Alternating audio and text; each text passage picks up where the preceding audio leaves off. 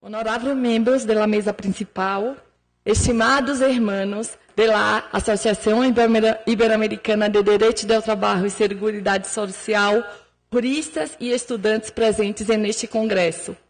Permitam-nos fazer algumas considerações iniciais para expressar minha mais ampla, sincera e profunda gratidão ao querido Domingos Zainag por haver me introduzido nessa encantadora associação e ao admirável Guma Suete por me ser entregar à junta diretora desta associação como vice-presidente, ao tempo que felicito por sua brilhante gestão. Nunca é demais dizer muitas graças. Um saludo afetuoso a todos os presentes em las pessoas de Lucas, professor Amorós, e meu querido Palomino, exemplo de maestro para todos nós. E quero também, como não poderia deixar de falar, agradecer a oportunidade, a invitação de Augusto Valenzuela e felicitar-lhe pela esplêndida organização e calorosa recepção que nos deixa muito felizes. Agora vamos reflexionar sobre um tema que está muito atual, que é migração e trabalho, que vem preocupando diversas nações.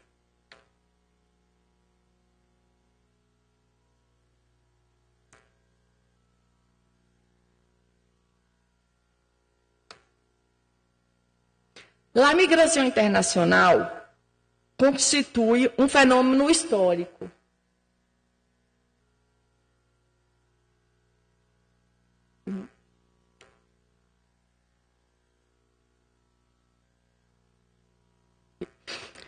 Constitui um fenômeno histórico que vem intensificando nos últimos tempos. Se presencia um alargamento de fluxos migratórios em diversos países, incluso o Brasil.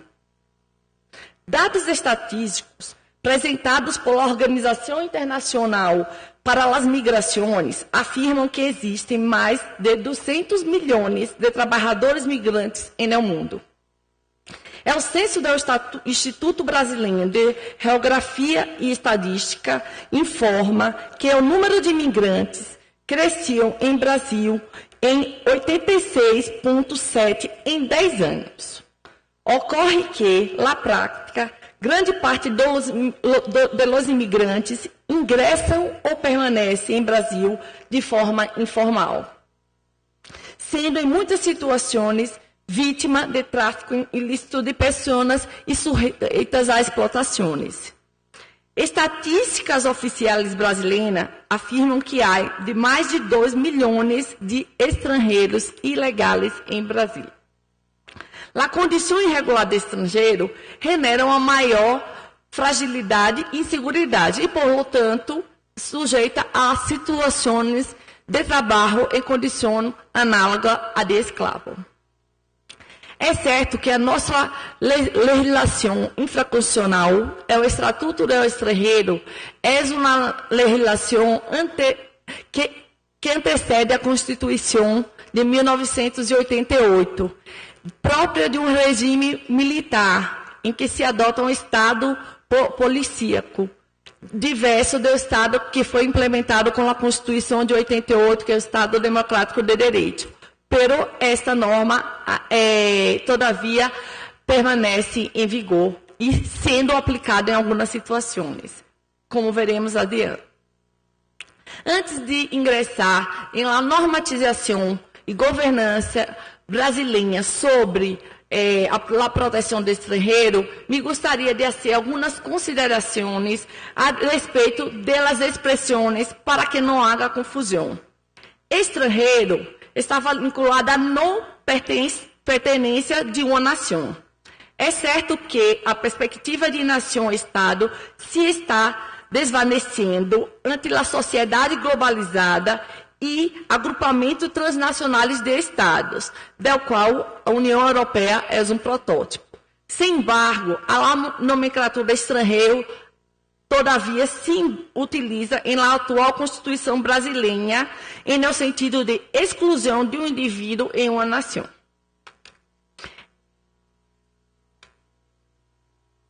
o estrangeiro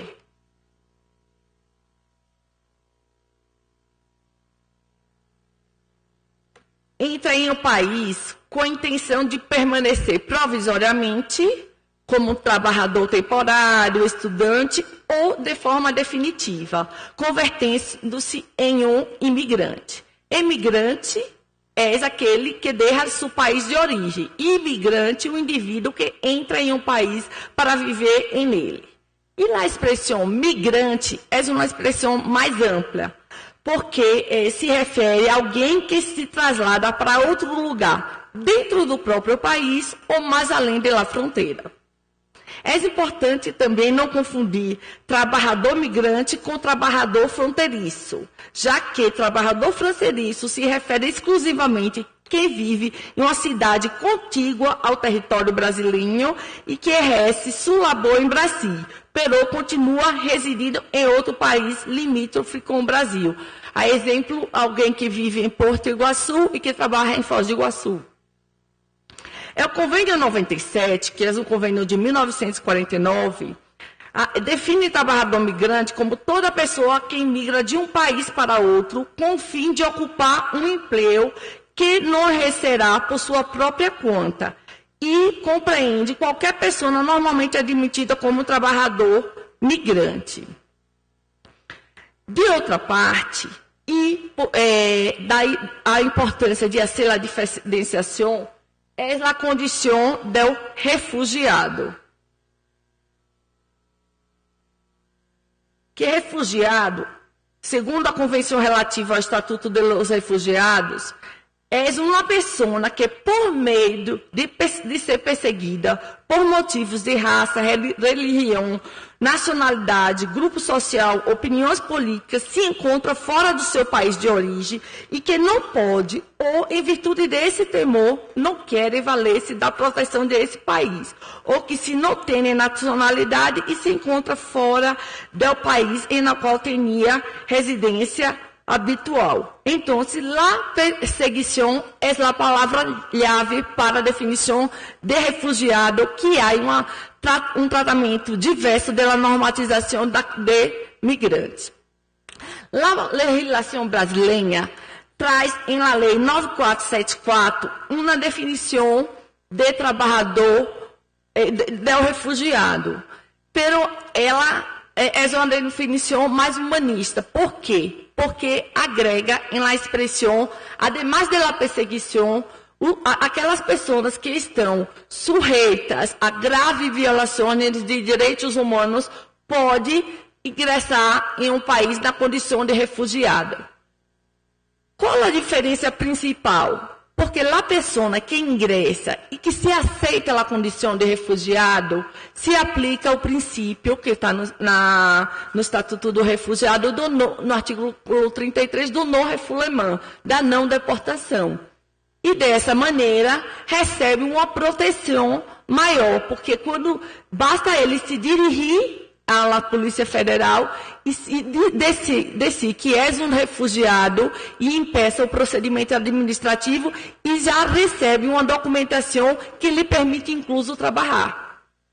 E aquele que ingressa como um trabalhador migrante necessita de uma empresa que lhe pida a visa formal.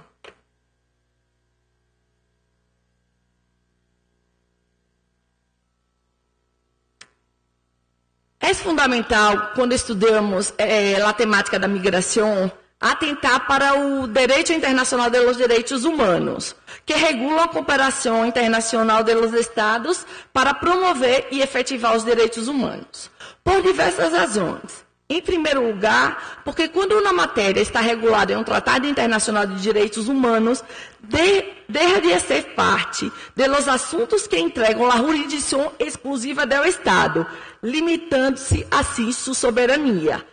Passa, assim, aos atos do Estado a ser parte do controle de convencionalidade do sistema de proteção das cortes internacionais.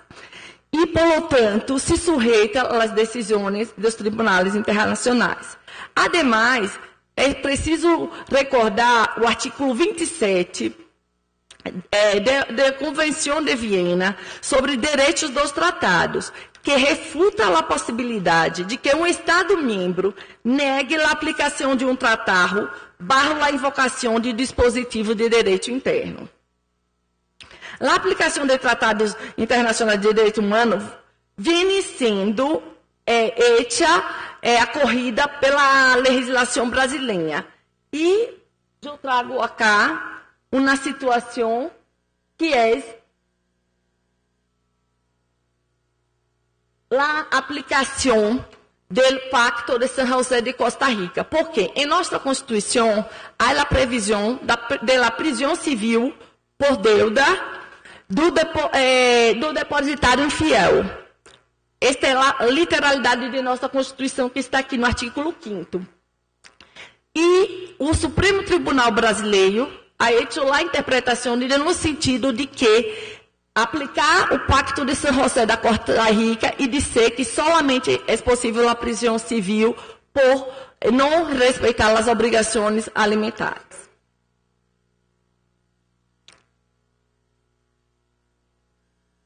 É importante também atentar aos tratados internacionais de direitos humanos, e aqui eu vou limitar a abordar dois tratados que creio que é muito importante para a proteção dos imigrantes ilegais. O primeiro tratado, que é o Convênio Internacional de Proteção de Direitos de todos os trabalhadores migrantes e dos membros de sua família, que no artigo 25 expressamente diz que a obrigação do Estado de proteger todos os trabalhadores, aunque esteja em uma condição irregular. E, lamentavelmente, entre os países do Mercosul, o Brasil, todavia, não aderido a esse convênio da ONU, aunque sua adesão venha sendo discutida em nosso Congresso há 4 anos. A OIT também tem um convênio muito importante, que é o 143, respeito de imigrações efetuadas em condições abusivas,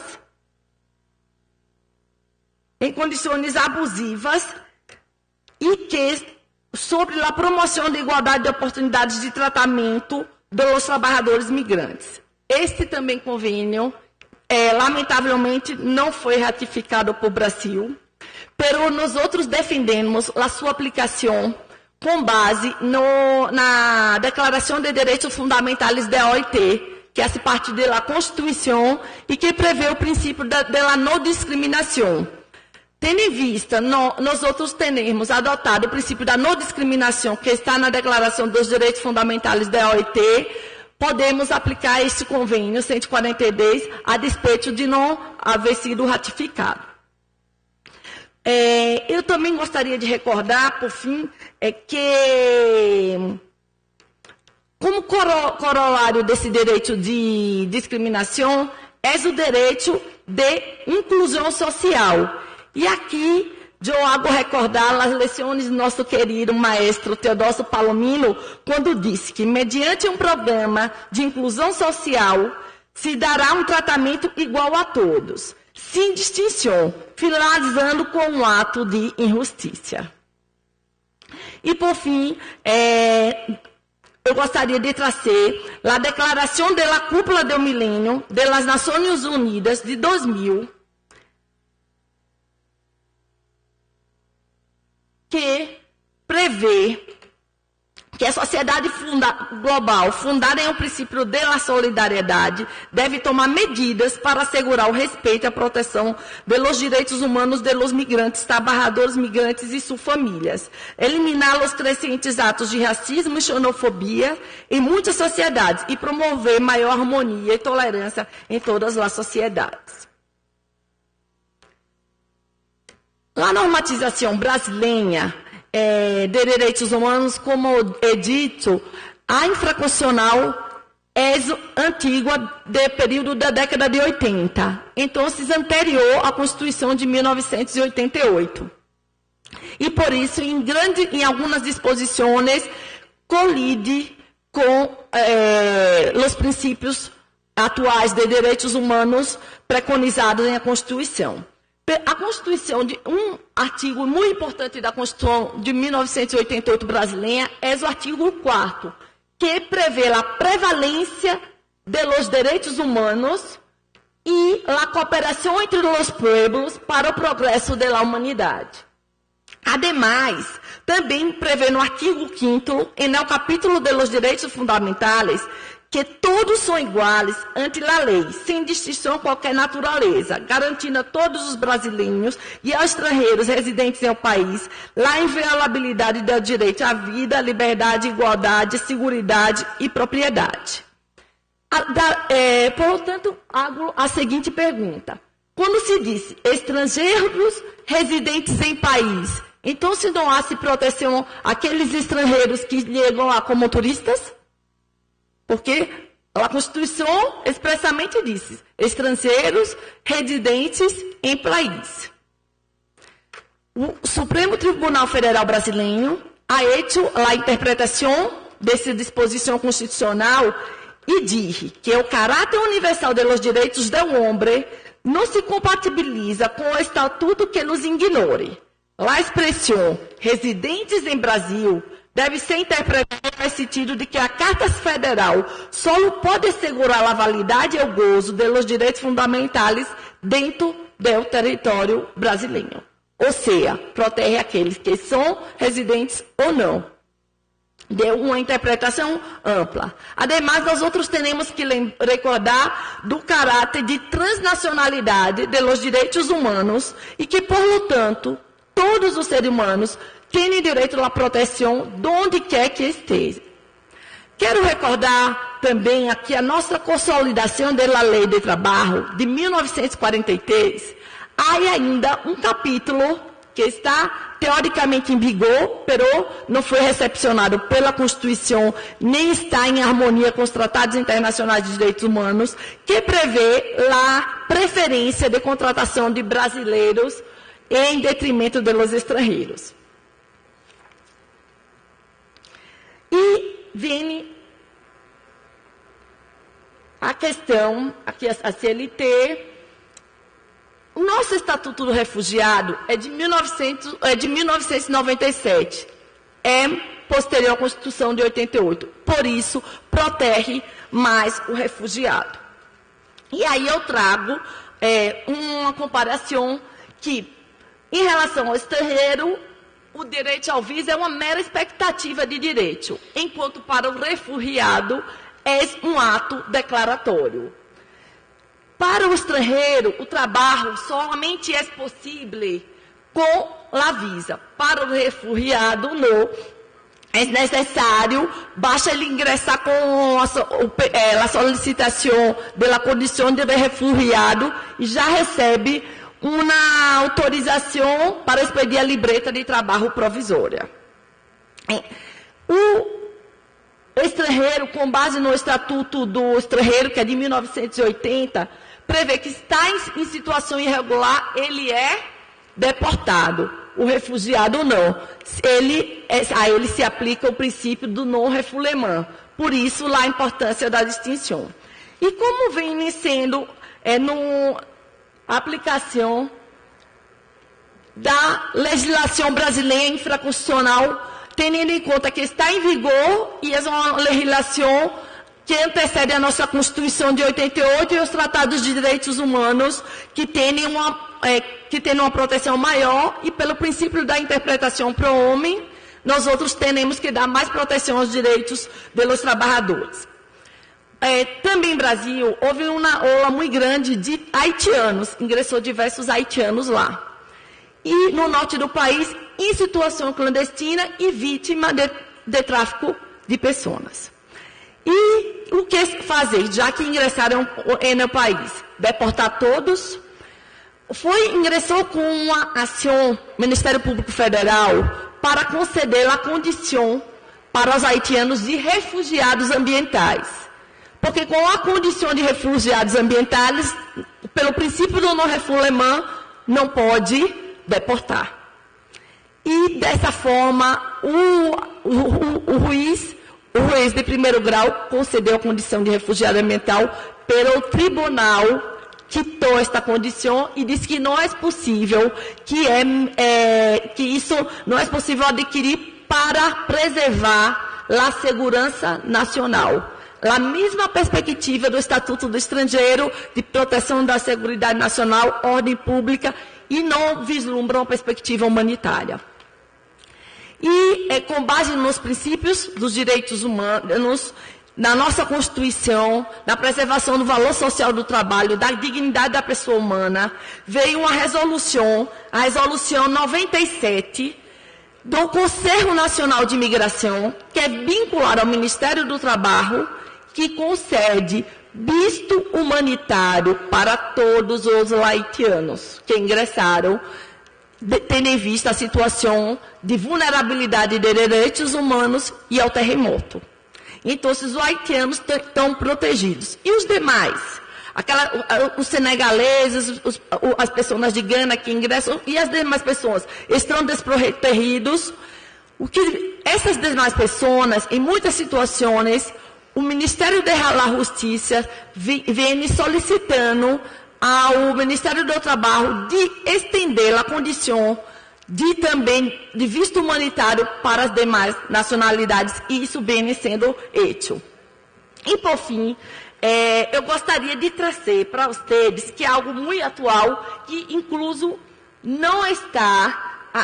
só que eu queria tratar para você uma perspectiva humanista. Há uma lei de 2009 que traz anistia aos estrangeiros indocumentados que ingressaram no Brasil até 1º de fevereiro de 2009. E eu gostaria de trazer, por fim, a resolução 122, que é de agosto de 2016. Portanto, não está no livro da ponência, que é mais atual.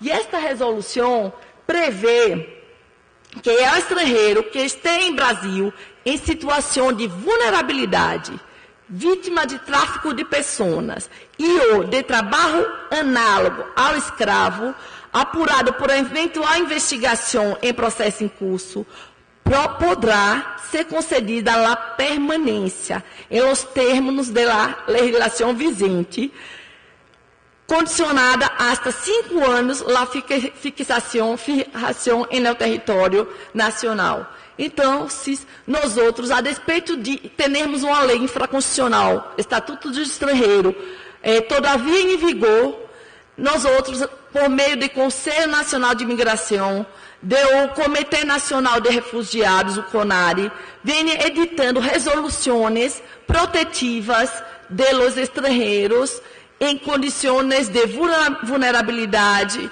ou em condições de perseguição quando refugiados. E, por fim, eu gostaria de deixar aqui